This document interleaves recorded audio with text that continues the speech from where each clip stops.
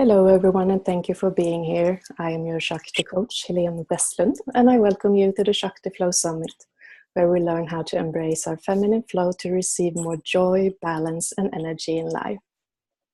In this circle, no time exists, so everyone who watches or listens to this now or later are all included in the energy of this circle right now. And today we have a wonderful teaching expert. It's Mary Campbell. And as a women's empowerment and intimacy coach and a mother of 3 nearly grown-up children, Mary assists women to come back to their inner joy. In our modern world, overworking and under-pleasured, most women lose touch with their feminine essence. Mary suggests that is because we've been taught in a hyper-masculine world to believe our value lies in what we do. We overdo. We can't help but forget that we are the source of our own inner beauty and delight. Then we reach for substitutes outside ourselves that can never really balance the scales. Eventually, depression threatens to claim our souls. As the founder of her company, Divining Beauty, Mary leads retreats around the globe and privately coaches women and couples, helping us access what inner wellspring of bliss we were all meant to know, honoring our body's messages and cultivating an intimacy with ourselves, others we love, and the world around us. So welcome, Mary. I am delighted to be here, Helene. Thank you so much. It's fun to read all that.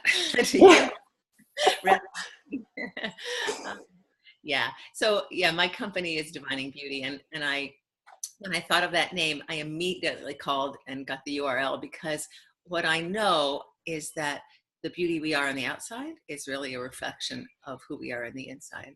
And the divining rod is a rod that people use to sort of find where water is beneath the earth, or to find something precious. And so, a hawk is right outside my window, flying right now as we talk. Thank you. The idea that we are constantly divining the essence of who we are from the inside. And mostly the culture teaches us that it's from the outside that we get our value, that we find our enjoyment and fun and delight by something outside of us, by going on the right vacation, by finding the right partner, by doing the right things and achieving the right things, and being a success in our life. And all those things, those outward things, are things that we think make us who we are. And of course, in our culture now, there's so much about tummy tucking and breast expanding or contract. There's so many things we do on the outside.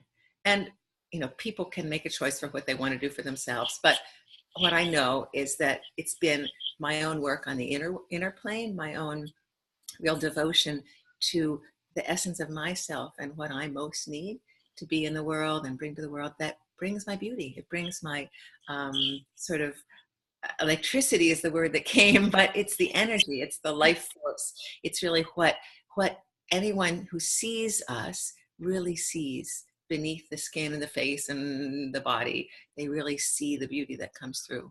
So that's a little bit about why I'm doing what I'm doing, and why I think it's so important for women, others, women who are doing so much in the world to take care of so many people, that it's just easy to fall out of this reverence for ourselves.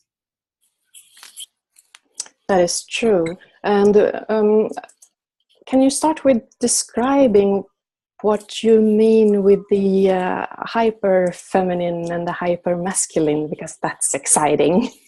Good. Yeah, I coined those terms about almost a year ago, right around our election in the States. I watched what we had sort of a poster person for the hyper masculine, which can be condemning and forcing and pushing and blaming. It's what we watch our culture do to motivate us. We do it to ourselves to motivate us. So this is not the energy of the masculine. And I'm not talking about gender. We have masculine and feminine energies within us. So if we just take gender off the table completely, which is happening in the world right now, we're sort of in a gender fluid world.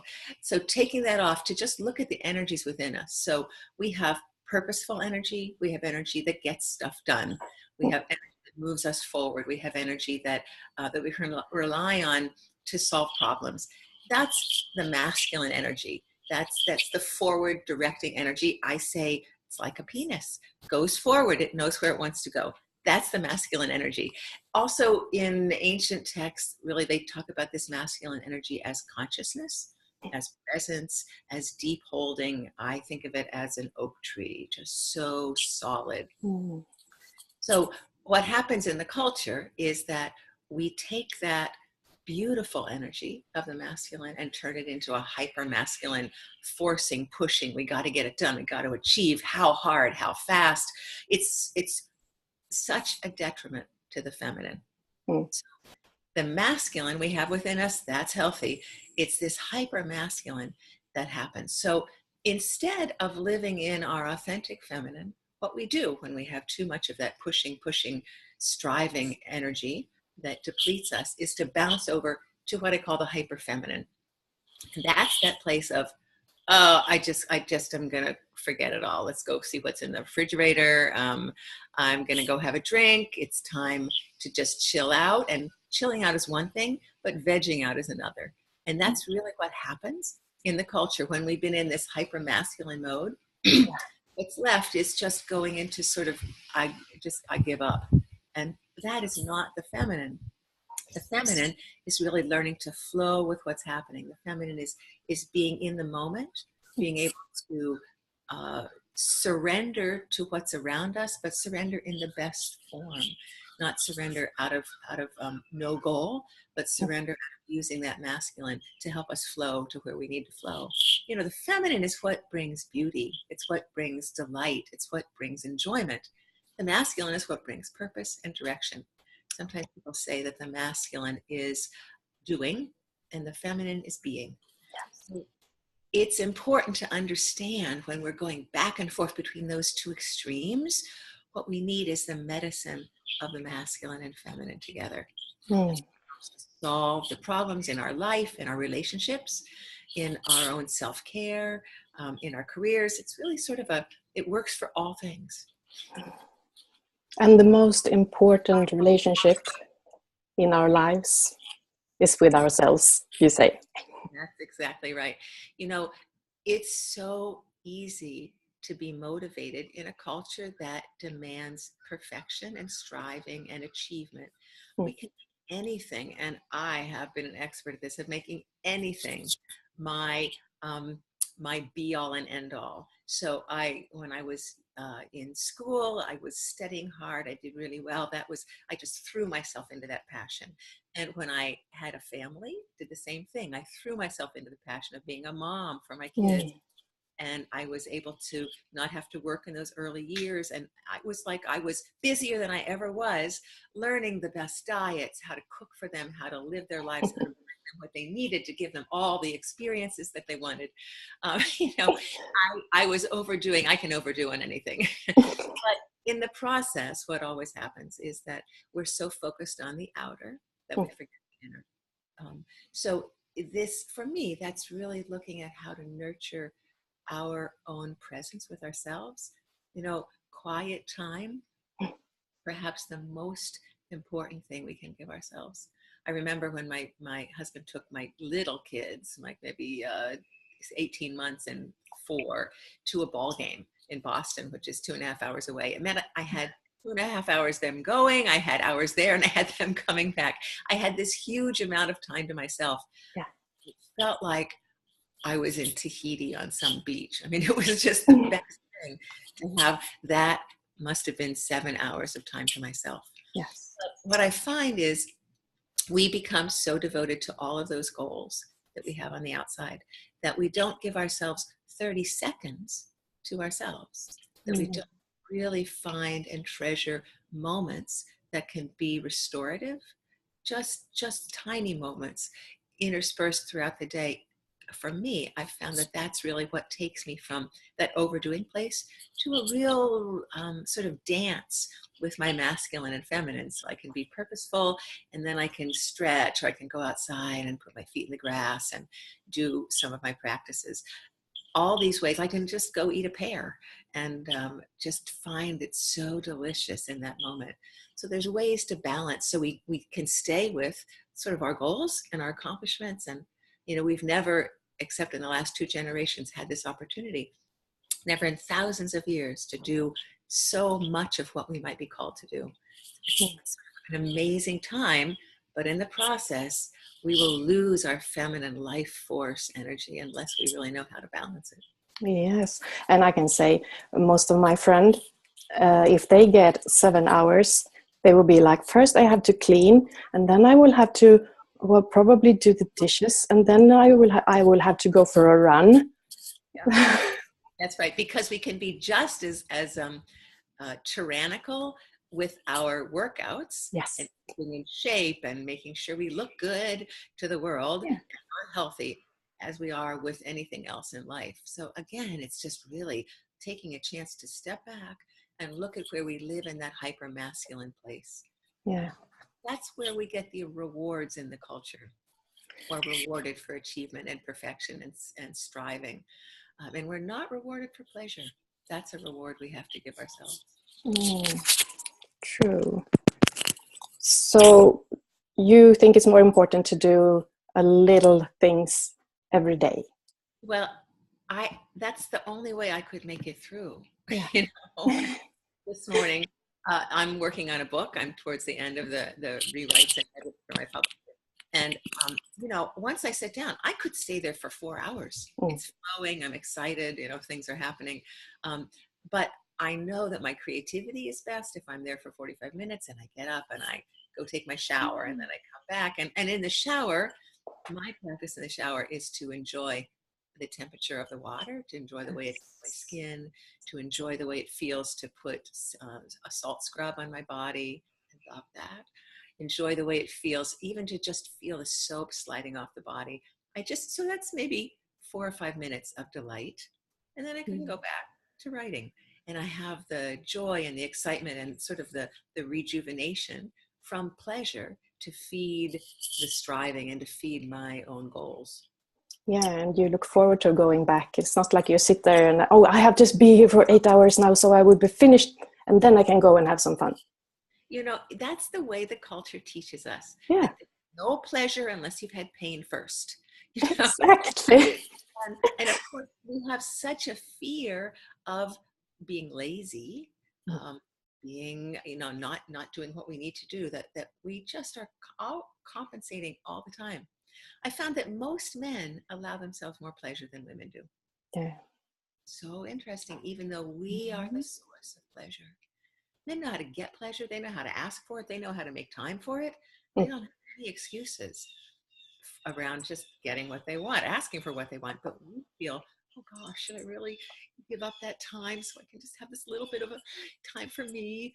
I watch the wrinkles on my forehead when I say that. That's what we do to ourselves. And it's really a habit that we need to really learn to shift. So practices every day are one of those habits. Having some assistance so that you really can stay on track.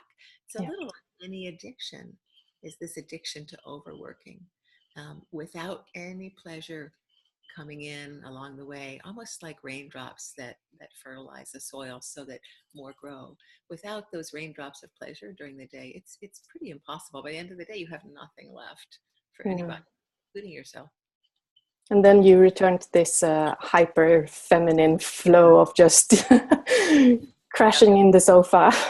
It's true. And that's really where our addictions come from. Yeah. Because we have the addiction of overwork, and then we have the addiction of alcohol or drugs or TV or Facebook or things that we go to give us a break, because we need a break. But we're so deprived of breaks all the way through that at that last time, we don't have any consciousness to make wise choices. If we'd had 5 or 6 or 7 30-second moments throughout the day of just bringing in a little pleasure, a little consciousness, a little attention to what we really need, the choices we make at the end of the day are much wiser because we're sustained. Yes. We call it reverence for ourselves. I think it's really a holy act nurturing this divine essence of ourselves, the divine feminine, to really know how to be reverent. And we think of reverence as something you do in church, but Yeah. I believe that everything we have outside the window here, everything we have in nature, everything we have in our bodies and our beings is all deserving of reverence. Yes. Oh, you're touching my heart now. I'll bring tears to my eyes. And you have a little activity for us to practice. I sure do. So this every day I do this to myself in different ways. I give this gift to myself in different ways. I like to close my eyes for it. So sometimes I do this sitting in nature and just let nature bless me, basically be reverent to me as I'm reverent to her. Today we're going to do it with our bodies. So a lot of my work is around the sensual and the sexual and helping women find a greater satisfaction in their bodies. And just as a little prelude to what I'll explain, so much of what we think about sex is sex the way men do sex. And that's about getting to the goal, getting to orgasm. 15 minutes is a long time for a man, for most men, I would say, for hyper masculine energies, but it's natural in them to come to go towards what they want. That's the way they're built. But it's not how the feminine is built. The feminine, I was Sherry Winston, who's one of my teachers and the author of the book, Women's Anatomy of Arousal, explains it this way, that we are receivers of energy. That energy comes from our external area, our hands, our bodies, and our energy around us, so our environment. So obviously the environment has to be nice, temperature has to be nice, everything needs to feel good to us. But instead of going directly, we need half an hour, 45 minutes of attention before we're fully aroused. So the practice I'm going to do now with you is, it can easily be an early part of that arousal system. It can also be one little touch in of bliss in a day. So if it's funny, it's hard to break the habit of just working, to give yourself this. So I'll invite all the listeners to close your eyes if you're comfortable. If you don't wish to do that, you don't need to do that. So we'll start with just your hands. You put your hands in front of you. My hands are right here. And you use your non-dominant hand. I'm right-handed, so my non-dominant hand is my left hand.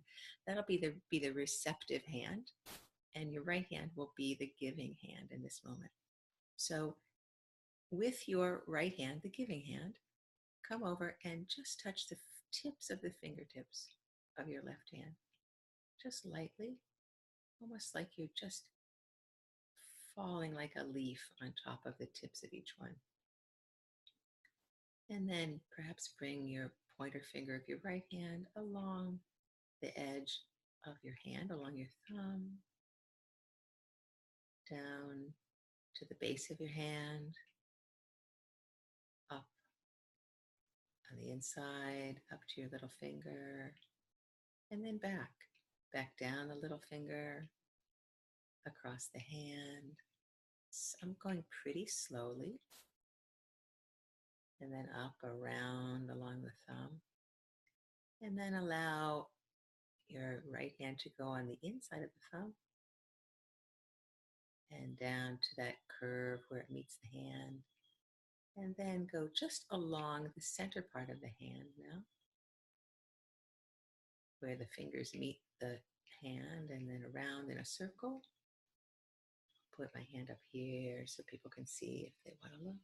So just going around like that. And then stop and bring your finger away and feel, close your eyes and feel what it feels like to be in that left hand right now. So I have a lot going on in my left hand. I don't know about you. There's a lot of sensation there. Just notice it. You don't need to change it. If there's just a little bit, notice it, but just notice what's there. And then come down again and touch your hand again. Just that same thing, circling around the pads at the base of your fingers and around the bottom of your hand. And then make a spiral and come farther in gradually. So you're circling bit by bit by bit until you come to the very center of your hand. And then just stroke it for a minute. And then take your hand away and feel what's going on in that hand. I like what's going on in my hand. And take a breath now. And then notice what's going on in your right hand, in your finger that was touching. Is there sensation there? Is there energy? For most of us, our bodies are pretty numbed out because we haven't given them attention. So just be aware of what's there. And then we'll trade. So open your dominant hand and then bring your non-dominant hand to touch the tips of the fingers. So I've switched.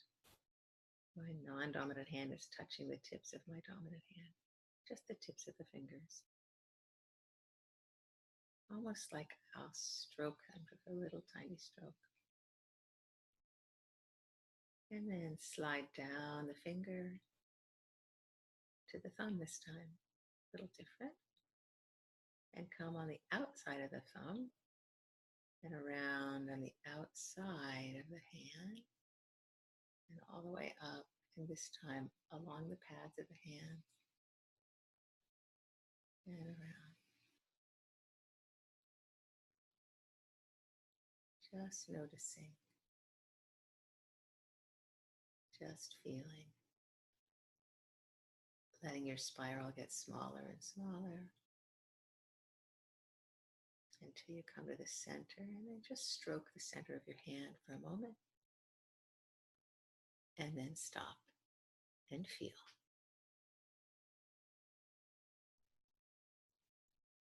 Allow yourself to just feel what's there. Sensation, a little tingling. We've been waking up the tissues just with what we have here. No cost, nothing to buy, no fancy vibrators to buy. We have all we need here. So you can open your eyes and just come back. Like that was yummy. I can't do, Helene. Yeah, I had never done something like that before, and to feel the sensation in the hand, it was amazing. And we use our hands all the time. We really have to pay attention to what's possible. So this is a great early foreplay experience with a partner to ask to be touched like this, or to touch first. Touch him or her, just to touch, just to give them a little bit of a touch. So we're coming from the outside of our energy system, instead of going right, when somebody grabs your crotch right away or grabs your, whoa, you're really ready for that. It's not what but that's what many men like and want. They want that sort of, immediate contact. Yes. What we tend to love is that coming from the outside. Of course, you can imagine what we've just done with our hands. We can do that with breath outside, in a breeze, just being for 2 minutes, feeling the way the breeze feels on your skin. If it's in the middle of winter, sitting in a quiet spot, just experiencing what it's like to breathe and have the breath come into your body and out of your body. There are so many ways to experience pleasure that keep sustaining us through the struggles and the hardships and the delights of being parents, being mothers, working in the world, really doing so much and bringing so much of our blessing to others. True, really true. And you also have a gift for us. I do. For many years, I have studied and practiced the Taoist exercise, actually, of Qigong. And I learned it first because it was in some of my Tantra training years ago, of just allowing the earth's energy to come up through your body and invigorate your body, and allowing the heavenly energy or the cosmic energy to come down through our bodies. It sounds a little woo-woo for some people. It sounds a little different. It's not going to the gym. It's yoga, although it's a practice. So I am happy to send one of my Qigong practices, which is just a very basic, beautiful practice. I did it this morning in my front yard. In the winter, I do it in front of my wood stove. But it's the idea of connecting with the energies coming up through our earth, up through the earth, through our bodies. The energy that's there is, they say, is as strong as the sun. It's the form of gravity, and the sun is energy coming toward us. But that energy is in the earth, and it's meant to be used to enliven our bodies. Yes. To give us the energy we need instead of coffee and chocolate and everything else we use out of desperation. Using that coming from the earth to fill us up is what I've found to be the most sustaining. And it's a beautiful, you can do it in 2 minutes, you can do it in 10 minutes, this practice, but I'll send the video to anybody who would like. That's perfect. Thank you very much. And thank you so much for wanting to talk to us and teach us about the sensuality, because I feel me and the rest of the women listening will definitely incorporate more sensuality in our lives now. That's what's it. We have these bodies, these beautiful feminine bodies to enjoy. Yes. What we get to do in this lifetime, I'm going to enjoy it as much as I can. Yes. Well, thank you so much. And thank you to everyone else who has been listening. So just keep the Shakti flowing. Thank you.